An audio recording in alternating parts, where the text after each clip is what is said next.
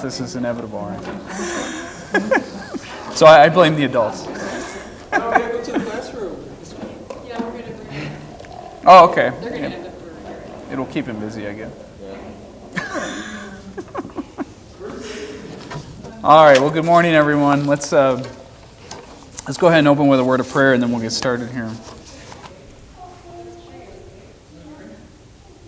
We'll pray, and then we'll dismiss the kids. So just have a quick seat.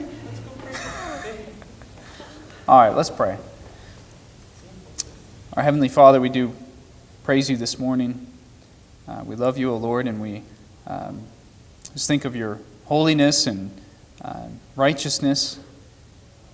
And we ask that you would condescend to us through your covenant, through our mediator, the Lord Jesus Christ. Would you bless us this morning as we study your work in the Presbyterian Church throughout history and particularly in America. We're thankful for your work. We ask that you would teach us and bless us now. Bless the children's classes as well. Bring everyone safely here for worship. And we ask this in the name of your Son. Amen. All right, well, the children are dismissed at this time. Yeah, I think just your son is. Well, there should be George. I saw. Yeah, George is. He'll be back there. He's already there. He's waiting for you.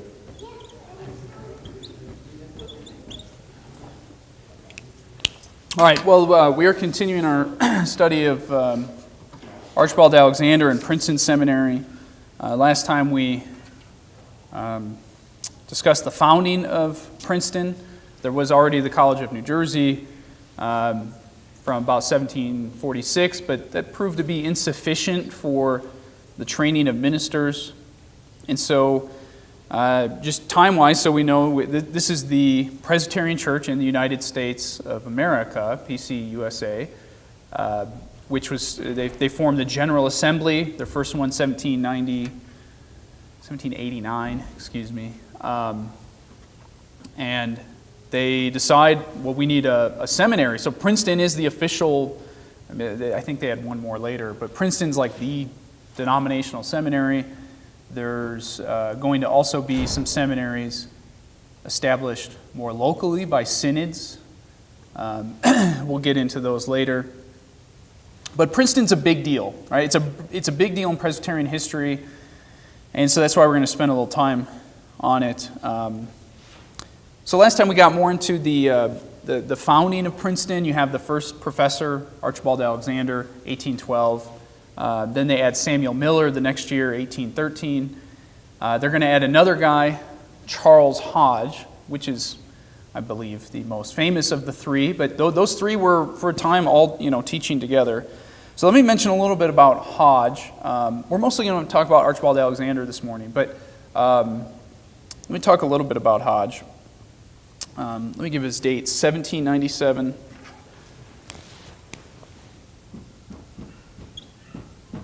To 78. Is that right? Yeah, 78. So I know some of you expressed concern over the short lifespans of some earlier men, but they start to live a little bit longer here in the 1800s. So Hodge was a more systematic thinker than Archibald Alexander. He's most famous for his 3-volume systematic theology. You can still purchase it. It's a great resource. I recommend having it on your shelf. The one maybe downside of it is they haven't reformatted it, so it's kind of old printing. It's got German quotes in it, I think, still, so that's not helpful for most of us, and Latin as well. So, but it's a good resource. It's 3 volumes. It's relatively affordable. And so, when you think of that, I mean, Alexander never produced anything quite like that, not a full systematic. And so that's a big deal. Miller didn't do that either. So, that's really kind of encapsulates the Princeton theology, Hodge's systematic theology. Hodge graduated from the College of New Jersey. So he went to the college there, 1815. Then, for health reasons, he spends a year in Philadelphia. Then, October 1816, he goes with Alexander on a tour. So this is before he starts seminary. He goes on a tour with Alexander through Virginia. So that's interesting. Remember, Archibald Alexander's from Virginia. He's a Southerner. Then Hodge enters Princeton Seminary. Now, what's interesting is Alexander's first choice, they wanted to add a third professor. There's Alexander Miller. They want to add a third. And his first choice, Alexander's, was a guy named, it's a ridiculous name, John Johns. I don't know who does that, but some people do this. But John Johns becomes Episcopalian. He goes into ministry with the Episcopalian Church, or what was once the Anglican Church. So it's May 6th, 1819, and Hodge, I believe, is graduated or about to graduate. And Alexander asks him, how would you like to be a professor in the seminary? And so he's second choice. Of course, this would depend on the judgment of the General Assembly, because it was a denominational seminary, the assembly had to approve professors. But Alexander urges Hodge to study Hebrew in Philadelphia, and so that's what he does. He graduates September 28th of 1819, and then he goes on to study Hebrew with a pastor there, Joseph Banks, in Philadelphia. And then the General Assembly formally offers Hodge a one-year appointment in May of 2020. So they give him a one-year appointment, but of course this works out well. He's a superb addition to the faculty, so much so that 20 years later, so he starts in 1820, we'll put that up here. So that's 10 years into, or 8 years into the seminary, not that long. And Alexander dies in 1851, so you've got like 30 years where, these, maybe a little under with Miller, but about 30 years where you have these three guys teaching together. So, that's very influential on the American Presbyterian Church. In 1840, the General Assembly elects Hodge to replace Alexander. They just switch what they're teaching. So Hodge became professor of exegetical and didactic theology. Didactic's just teaching. And Alexander that year moved to pastoral and polemic theology. We don't really use that word polemic much anymore, but it's a good word. I know sometimes it sounds negative, polemics, it's like arguing. But really what it's doing is, it's refuting other views. So it's we should engage in polemics to some extent. I mean, we do it whether we call it that or not. But so what's interesting about Hodge, he lost his father as a child, and Alexander really became a sort of spiritual father to him. He was a mentor of Hodge. So they weren't just co-workers, but it was a mentor relationship. J.W. Alexander, this is Archibald's son, he said that his father regarded Charles Hodge, quote, more as a beloved son than even as a cherished pupil.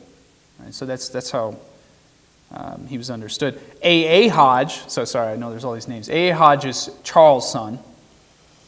And he said that his father Charles, quote, always affirmed that he was molded more by the character and instructions of Dr. Archibald Alexander than by all other external influences combined. So it's, both sides are getting, these guys had a tight-knit relationship. Here's Charles Hodge's own words. He said that there was, quote, a cord which bound me to Dr. Alexander, a cord never broken. So they were connected, and in fact, Charles Hodge visits Archibald Alexander in his last illness prior to his death. And Hodge records, he says, for the first time in my life, he called me his dear son. But Alexander hands him, at this last time he sees him, or last sickness, no, this is the very last visit, Alexander hands Hodge a white bone walking stick, carved. It was presented to him by one of the chiefs of the Sandwich Islands. Somebody know where those are? I never looked this up. Hawaii? Okay. So that's what it refers to, Sandwich Islands. And it says, "You must leave this to your successor in office, that it may be handed down as a kind of symbol of orthodoxy." So that's just what Alexander did. He gives him this white walking stick. And I think Hodge passed it down too. I don't know to whom. But so it just shows the close-knit relationship between these two men. J.W. Alexander wrote a biography of his father, Archibald. Actually, this is the only...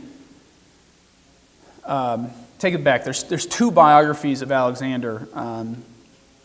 This one, J.W. Alexander, 1854. And if you've ever read older biographies, sometimes they're not well sourced. They'll just throw letters in there all the time, which is actually somewhat useful for like primary source documents, but they don't read necessarily like modern ones do. It's also his son, so you're getting a little more, personal perspective. There is a modern biography of Alexander, but it's not very accessible. It's expensive. Lefferts Locher is the guy. He taught at Princeton, I think, University. And he was a little more liberal, so you get some weird stuff in there. But so that does exist. Somewhat modern, is 1980. But really, I mean, it's crazy. Like a lot of these guys, they're essentially neglected in modern works. It's kind of crazy. Even though Archibald Alexander was a huge figure, you'd think there'd be several biographies. But here's what Charles Hodge said of Dr. Alexander. He was reviewing this biography of Archibald. And so Hodge wrote that, quote, "Considering the variety of his gifts, the extent of his attainments, and the character of his influence, it is not extravagant to say that Dr. Alexander is entitled to the first place in the list of distinguished men who have arisen in the American Presbyterian Church." So that's Hodge's analysis, right? We think of Charles Hodge as this great theologian. He's saying Alexander's like top-notch in the history of the church. Then he adds, "In the combination of the gifts which secure ascendancy for good, we do not think our history furnishes another name entitled to be placed beside that of the venerable subject of this memoir." So he's saying, in a sense, he's at the top. He described his preaching. He said that Alexander was a preacher sui generis, who imitated no one and was incapable of being imitated. I like that. I mean, if you read about Alexander's preaching style, he was somewhat conversational, but I guess nobody could really imitate him, nor should you try, is what it sounds like. But he also says this of Alexander, Hodge speaking. He says, quote, "To a remarkable degree, he was free from those faults, whether of levity, imprudence, extravagance, or exaggeration in opinion or conduct, pride of intellect, and eccentricity, which so often mar the character of able and good men and seriously interfere with their usefulness." I mean, this is kind of something I've noticed in studying Alexander is, he doesn't really have any glaring flaws, and so maybe that's one reason people don't like to write on him. Modern stuff, everybody wants to criticize people from the past, and Alexander overall is just a great man. I should note there's biographies of Hodge if you're interested. There's one, actually, ironically, there were no biographies of Hodge, modern biographies. There's an old one, I think by A.A. Hodge. 2011, two come out the same year. What are the chances of that? Paul Gutjar, that's with Oxford University Press. That one's pretty expensive. The much more affordable one is by Andrew Hofecker. That's my old seminary professor. Charles Hodge, The Pride of Princeton. You can pick that one up for $10 or $15. So it's good. I've read that one. I recommend it if you're interested in Hodge. Okay, so Hodge is a whole subject in itself. I'm not going to do an individual lesson on him. Other than to say, he really carried on the Princeton tradition and theology, and he studied in Germany for a little while. He actually took a break while he was teaching. He went over there, I think, a year, and that was interesting. So he was very conversant with even if you think of German theology, a lot of it was becoming very liberal, but they produced a lot of academic works. The Germans did a lot of good work on the languages and the like. And so Hodge going over there and being conversant with German theology was important and I think useful. And he was able, he was knowledgeable of it, but able to refute a lot of these kind of the liberal theology coming out of there. Unfortunately, that didn't last, and even Princeton, amongst all the other seminaries, came under influence of German liberalism, and that was really a huge driver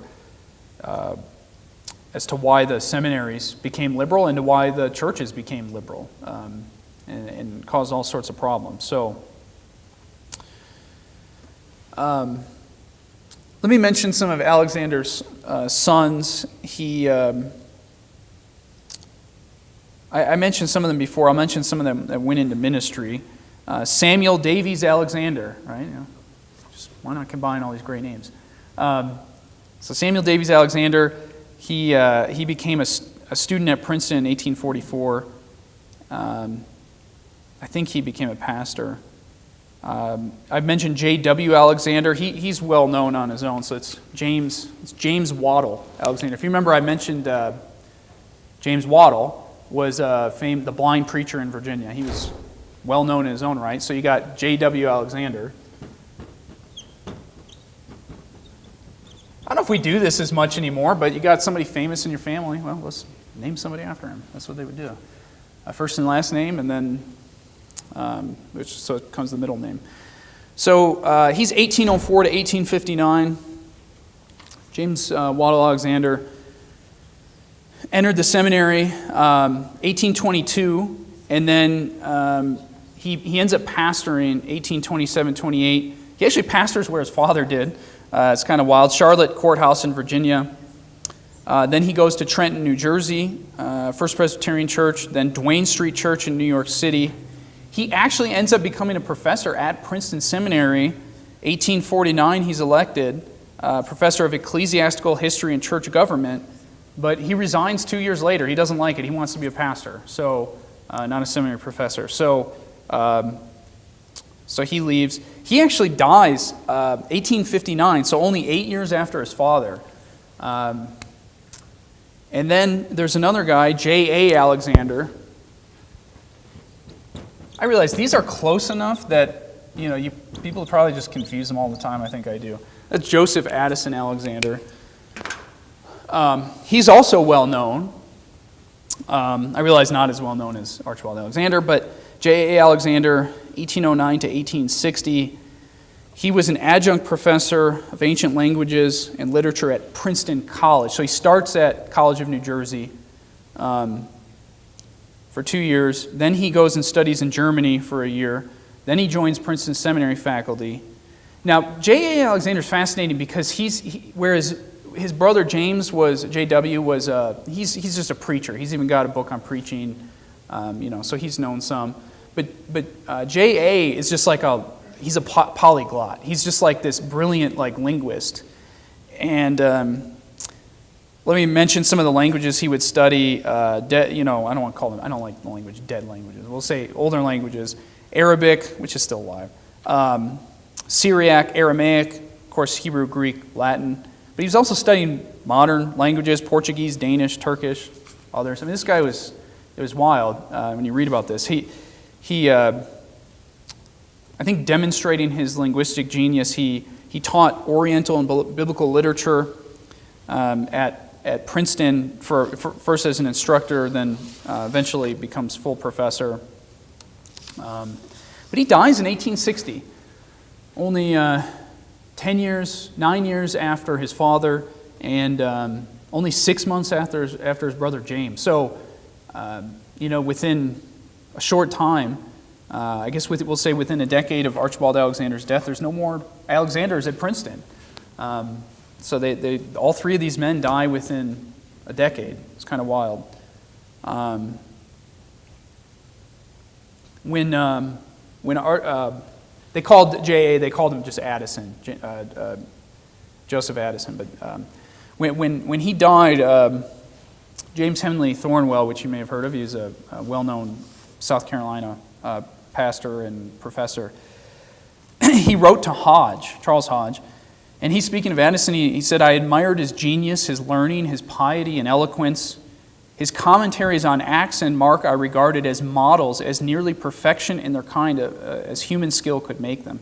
So, they're not that famous, but you can find this stuff online. So he's got excellent commentaries on Acts and Mark. He also has one on Isaiah, J.A. Alexander.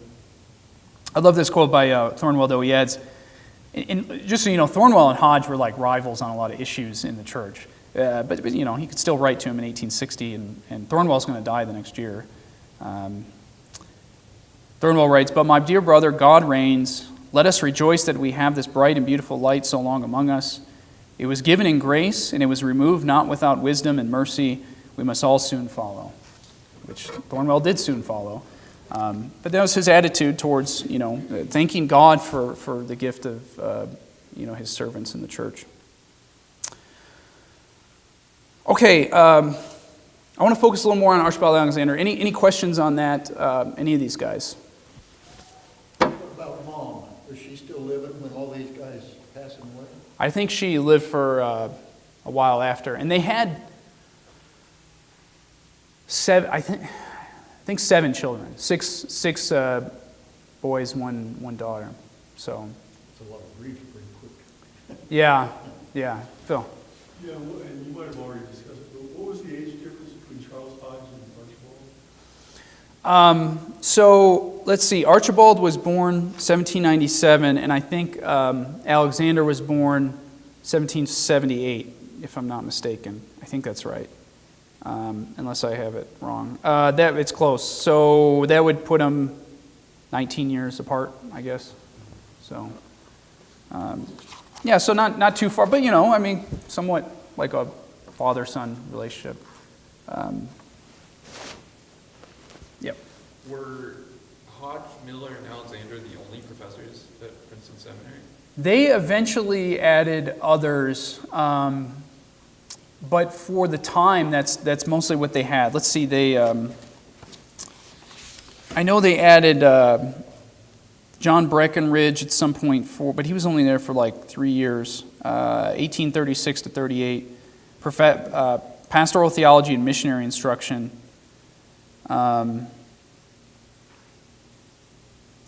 Warfield comes later. He was born in 1851, so he doesn't come till the end. I think the end of the 1800s. And then, but they did have others. But those are really the big names. Those 3. Yeah. It does feel like nowadays seminaries are many professors, right? Right. These guys were teaching a You have lot. like a cadre of these 3 guys. Yeah, teaching. I think these guys were teaching a lot of courses. I don't know the size of the classes. But so the other guys, they weren't always there as long. Sure. And so, but that's why I really just to focus on, for 30 years you had these 3, guys teaching. And so it made it really the best seminary in the U.S., if not in the world. So, yeah. Well, and prior to this, like Alexander, they would move to a place to study with one guy. Right. There Yeah. were seminaries, so prior to the seminary, a lot of stuff was a one-on-one mentorship. type Yeah. of, yes. Yeah, so the professions in the 1700s and even early 1800s, both pastors, but you could also say lawyers, doctors, they would study under someone of that profession.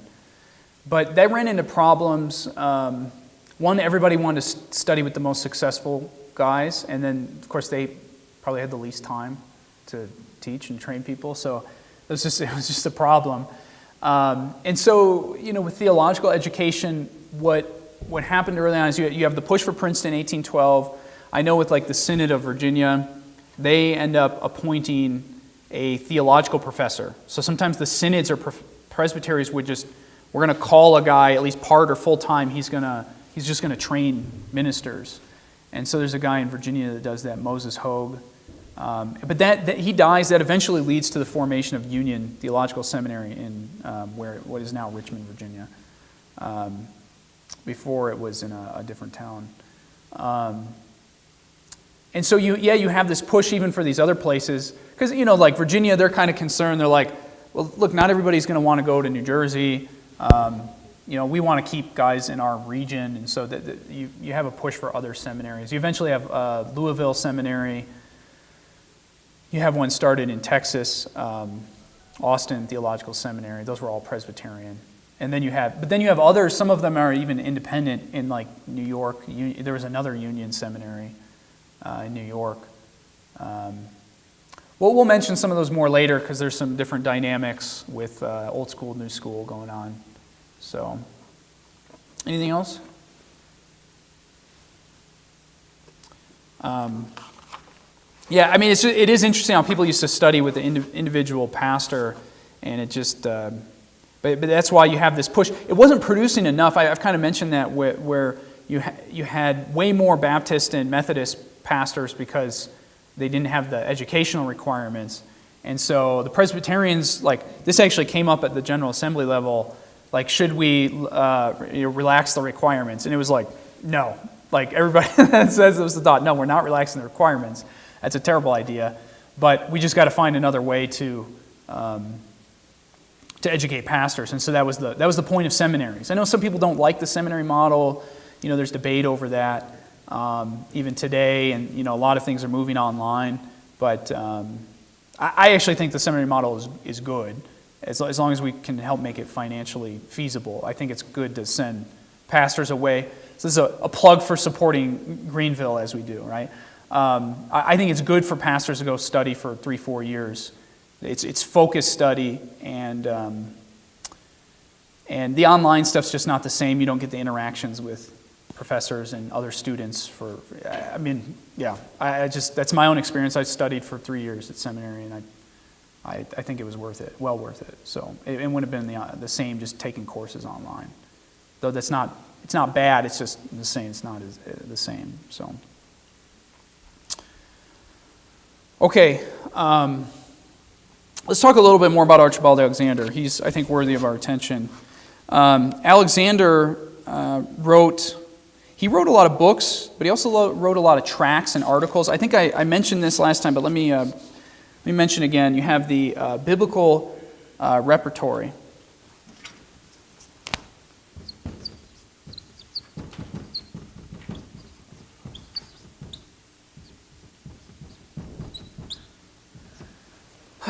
I don't know if I spelled that right. I did. Good job. All right. So biblical repertory, not a word we use that often today. This is often called just the Princeton Review.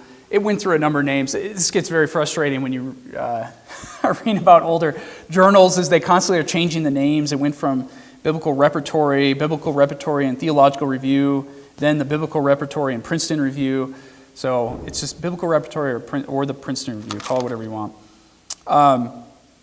Hodge started this, and it was polemical, right? You use that word. So this was a big thing for Princeton, is they're using this not only to teach, or review books, but they're attacking other people in this thing all the time. That's just what they did.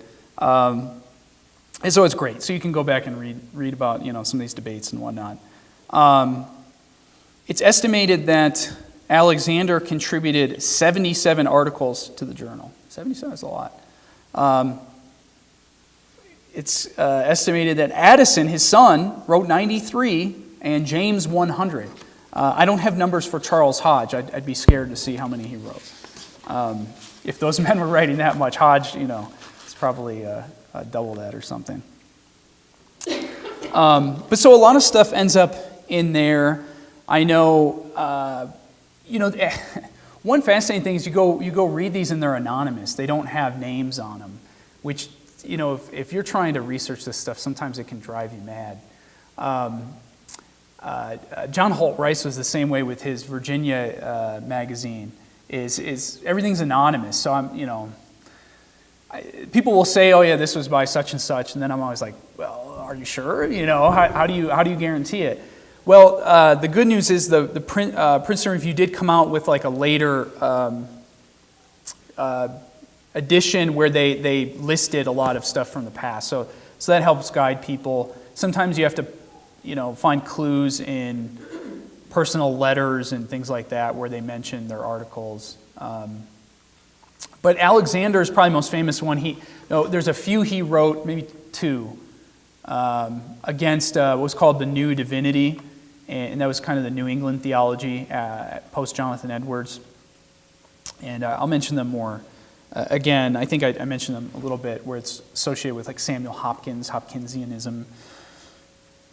And the big thing Alexander wrote on there was original sin. So he was getting into the history of this, the Augustine versus Pelagius debate, because Pelagius denied original sin.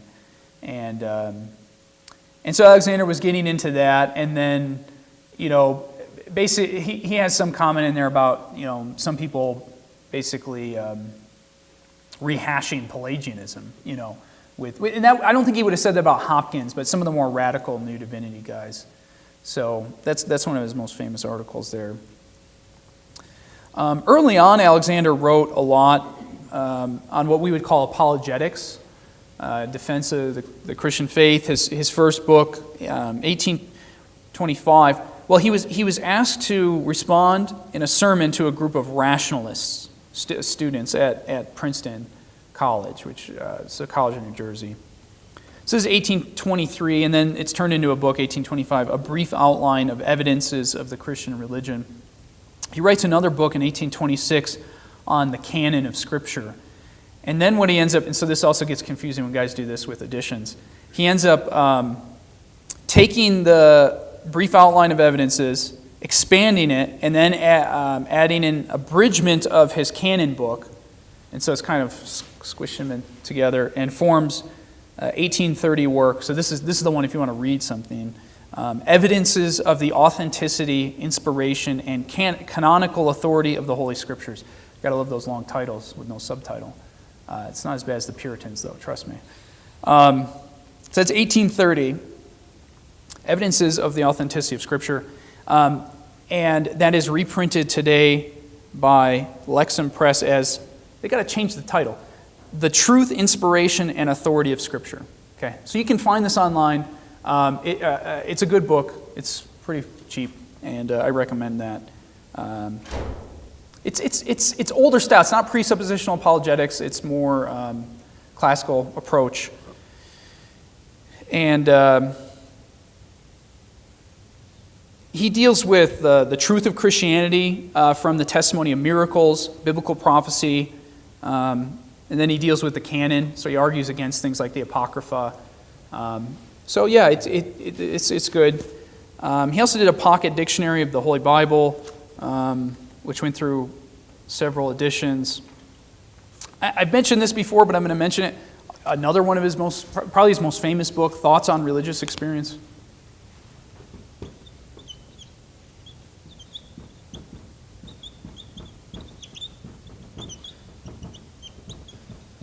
I'm just going to write it up there because it's one you should own. Even if you don't read it, sometimes you should just have books on your shelf. And that's one of them.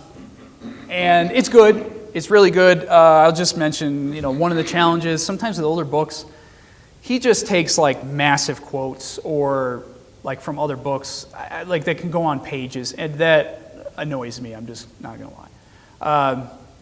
But when he's actually talking, it's great. And at the end, it has these great... So it's 1841, but 1844 edition, they started to add some of these letters at the end. And so he's got Letters to the Aged, which is republished today as Aging in Grace. And that's we did that for our men's study, which was really great. So that's an excellent, just short 30-page booklet.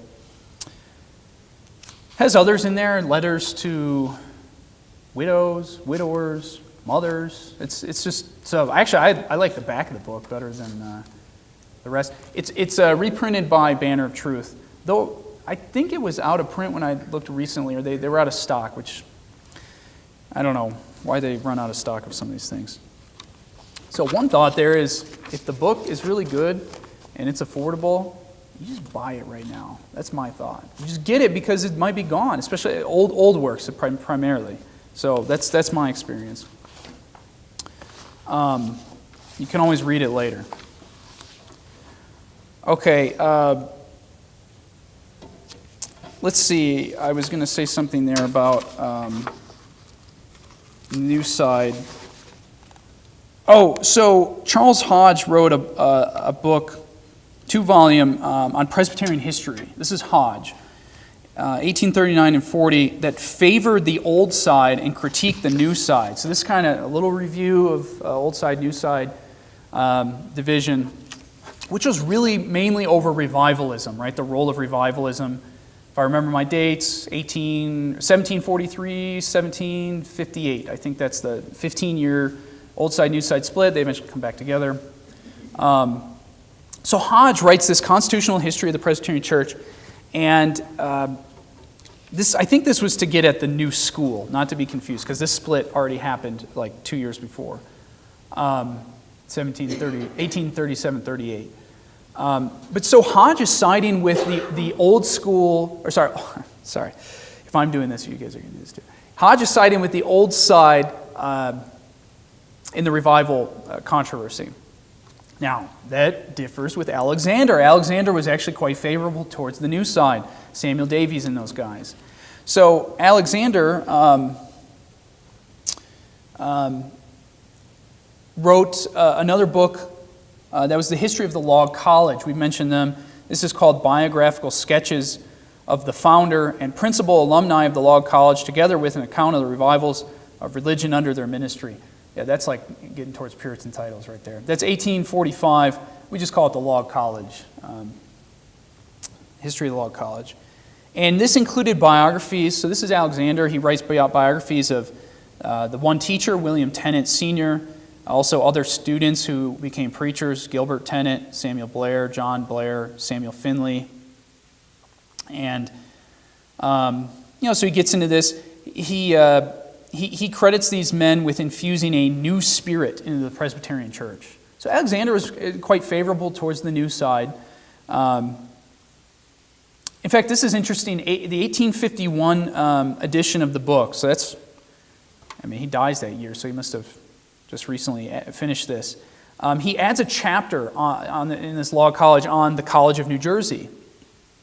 And here's the title of that chapter: The Law College, the germ from which proceeded the College of New Jersey.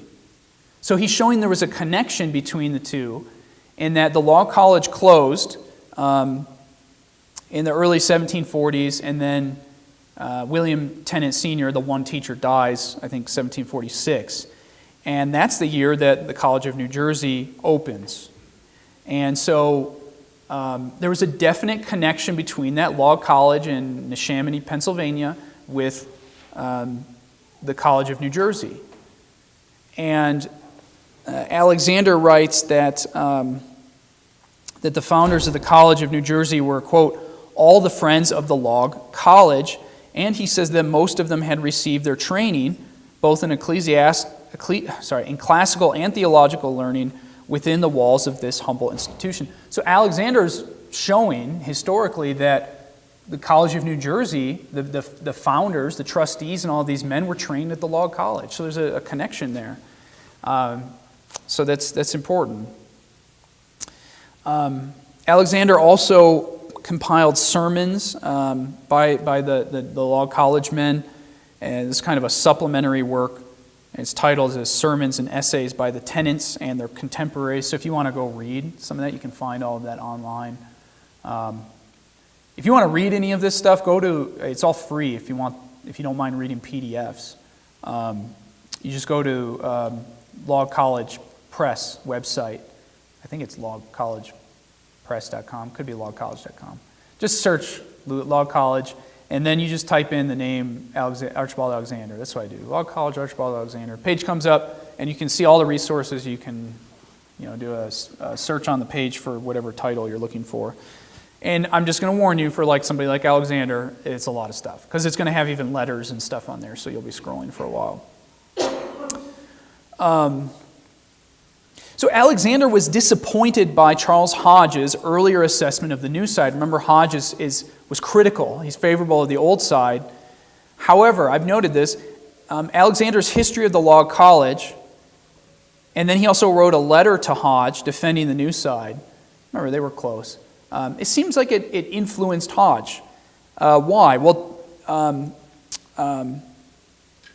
this is 1847. It seems that Hodge took a more positive view at this point of the First Great Awakening and the new side.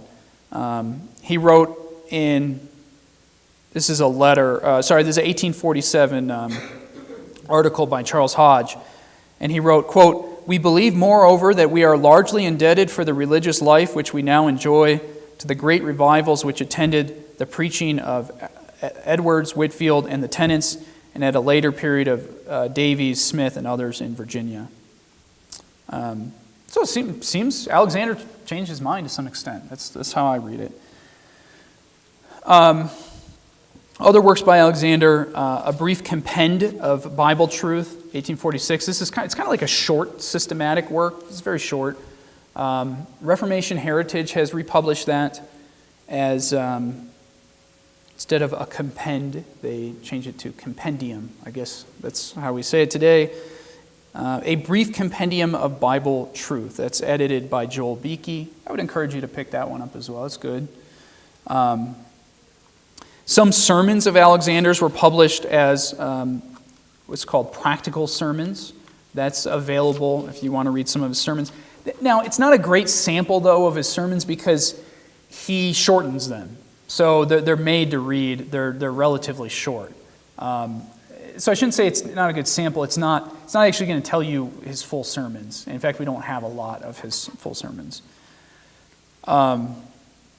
After Alexander died, the American Tract Society published a bunch of his articles as a book called Practical Truths. And that was republished or reprinted by, I'm blanking on the Virginia guy's name. It's out. They went out of print now. But that's a great book, Practical Truths. And so you could, again, all that stuff's online, but if you want to actually have it in book form, it can be a little harder to find. Sprinkle Publications, that's what I was trying to think of. Lloyd Sprinkle, he passed away a few years ago, but he just really did, I think, great work for the church. He reprinted tons of old works, and I have gobbled them up for my library. They can be hard to get, but if you still see them nowadays, I'm just going to give you a little tip here. Buy them up because they're not in print anymore. So, and a lot of Reformation Heritage was dumping them for $10 each, and that's just, they're nice hardbacks. So, in there, Alexander addresses justification. He's got some other stuff. He wrote this book. This gets no attention. It was published after his death. Outlines of Moral Science, 1852, which I think gets into kind of stuff that William Graham taught him. Mental philosophy. He also wrote on history. I mean, this is kind of wild. I mean, a lot of this stuff isn't reprinted at all today. But he has these massive books that are on the Law College website. 1832, Annals of the Jewish Nation during the period of the Second Temple, which is intertestamental history, between the testaments, that period. 1833, History of the Patriarchs. 1853, so it's after his death, 620-page book called A History of the Israelitish Nation. I don't use that word anymore. From their origin to their dispersion and destruction of Jerusalem by the Romans. So it's this massive biblical history. He also wrote a book, History of Colonization in the Western Coast of Africa, 1846. Again, another 600-page book, which colonization was a big movement in the 1800s. J.W. said that his father had for years been gathering materials for a history of the Presbyterian Church in Virginia. But nothing was ever published, unfortunately. So that's too bad. And then there was an anonymous work, 1841, A History of the Westminster Assembly Divines, that is attributed to Alexander. He probably, I don't know if he wrote it, he probably compiled it. And so that's a good resource of just got a lot of stuff on the Westminster Assembly. Okay, so that's most of his works.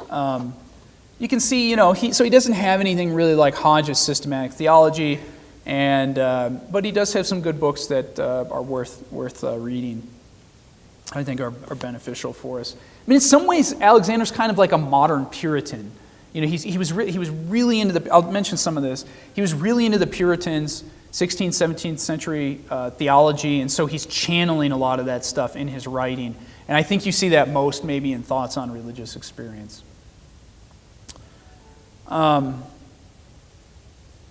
mentioned that we don't have a lot of his sermons.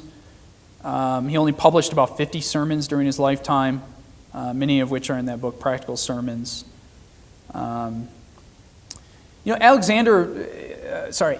Alexander said his father really wasn't primarily an evangelist, right? That wasn't his main gifting. He was mostly building up the church. As he said, all through his life, such tokens, which would refer to conversions, were granted to him from time to time, yet it is believed that his work was far more remarkable in edifying the body of Christ, simplifying and enforcing the statements of doctrine, removing scruples, nourishing faith, stimulating to holy life, and consoling the tempted and distressed. And so he wasn't primarily a evangelist, but more of a pastor, I think, and theologian. That was really where his gifting was.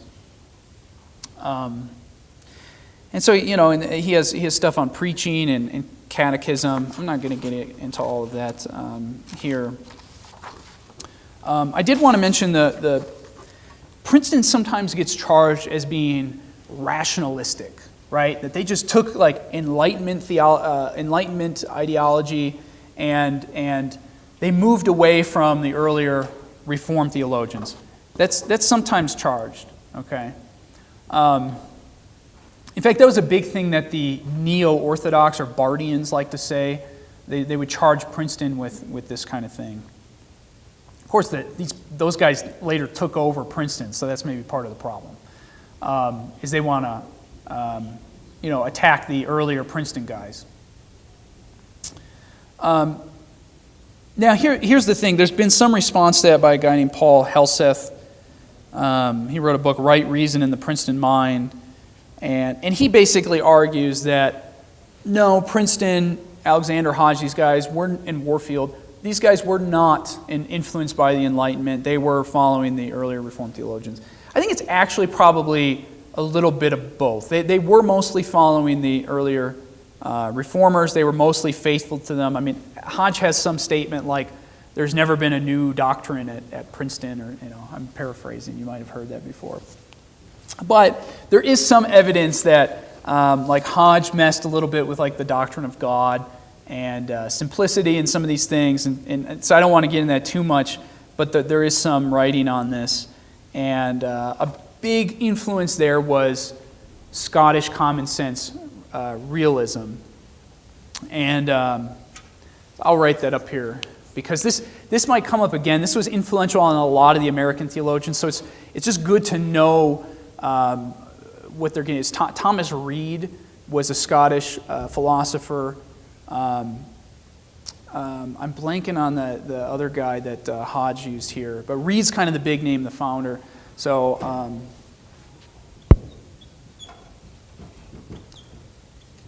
Scottish common sense realism.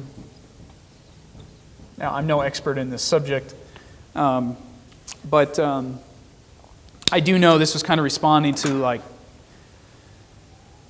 not Immanuel Kant, who is the Scottish philosopher who was basically saying we can't trust, Hume, saying we can't trust sensory perception. And so Kant responds to that, but this also is a response to common sense realism. Basically, there's some basic principles to it, but we have to be able to trust our senses and things like that. And we rely on that which is common sense, but also that which is common to man. What humans realize or know. So anyway, that's influential on not so much Alexander, but especially Hodge, and even later some other guys not later, but elsewhere, Robert Dabney and some others. So just note that. Let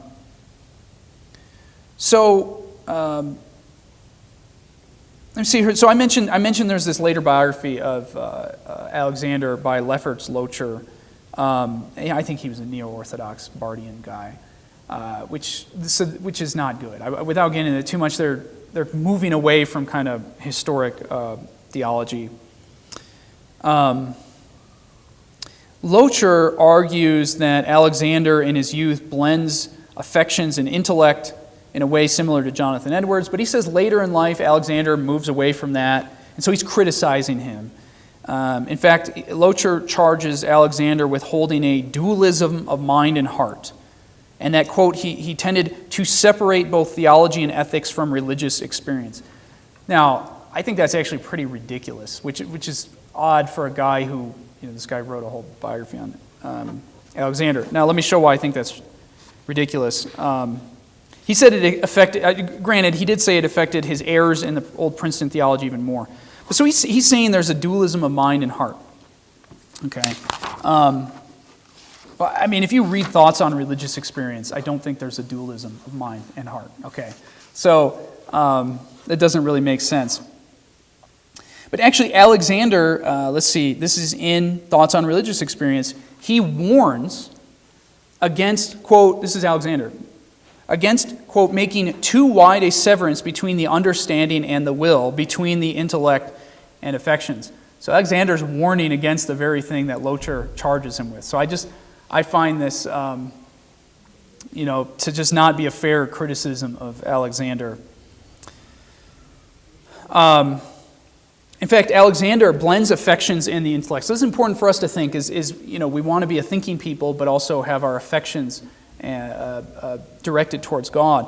Alexander wrote in 1833, quote, "Right affections are so intimately associated with the belief of the truth that there is an absurdity in supposing them to exist without this foundation." He goes on, "When any part of the system of divine truth is obscured by ignorance or distorted by error, there will be a corresponding defect in the moral exercises of the individual." So he's saying these things go hand in hand, and this is why it does matter what you believe, because it will play out in how you feel and think and your moral actions, right? And I think that's right. So Alexander, he was an intellectual, but I'll close with this. He also, I think, his studies produced great affection for God. I mean, not only was he favorable towards like revivals and the like, but I love this statement in Practical Truths. He says, "A good conscience and a lively hope of everlasting life are the purest sources of joy upon earth." Right? So a good conscience and then lively hope of everlasting life. That's the greatest joy we can have on earth, is what he says. And actually, let me add one more thing. When he was 18, this is 1812, so this is when he first becomes professor at Princeton, his farewell sermon to his Philadelphia congregation, he says, so he's still a pastor at the time, he says, "Two things I have constantly aimed at: first, to inform the understanding; secondly, to impress the heart." And so I think this shows that he was concerned with both, right? The mind and the heart. They go together. And this really suited him to be a seminary professor. He was a pastor of pastors, right? He's training future pastors of the Presbyterian Church. Okay, well, we'll stop there. Any questions before we close in prayer? So hopefully this is just a little bit of a dive into Alexander's thought, which probably he just doesn't get the focus like a Hodge, or everybody talks about Hodge, Warfield, Machen later there. It was there, and he leaves for Westminster. But go ahead, Charlie. I just marvel at these men. They're teaching, they're researching for writing, they're pastoring. When did they have time to actually think? And At night. Well, they didn't have television, right? Let's point that out. I think that's. I'm always trying to wonder what's the difference between today and like these old guys. They didn't have TV. They didn't even have radio. I've got some things I'll mention maybe later on, but people would read at night, or I just from things I've read, this is what they would talk about: reading at night, or they would sit around the fireside with their families and talk. Okay, so they did a lot of their thinking, I think, in the evenings And so that, I mean, that's different. Instead of watching TV, they were reading and kind of meditating and thinking about things. And Alexander was wild in the sense that, I think it's his son, it might have been Charles Hodge, I don't remember, somebody who knew him well said, at night, he's not reading like these,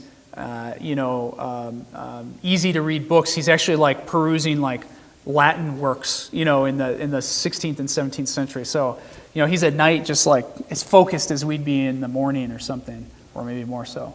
So yeah, it's fascinating. So yeah, if you want to be like Archibald Alexander, take your TV and just get rid of it is my advice. So. All right, anything else? All right, let's close with a word of prayer. Father, we do thank you for your servants that you have sent and sanctified and used to minister to your church. We thank you for Charles Hodge and Archibald Alexander and others and your work at Old Princeton and just the ripple effects we don't even know as people 200 years later. And so we're just thankful for your work. We praise you, Lord. Would you use us to bless your church and to bless others? So help us to fulfill that which you have set before us, for each one of us. We pray this in the name of your Son. Amen.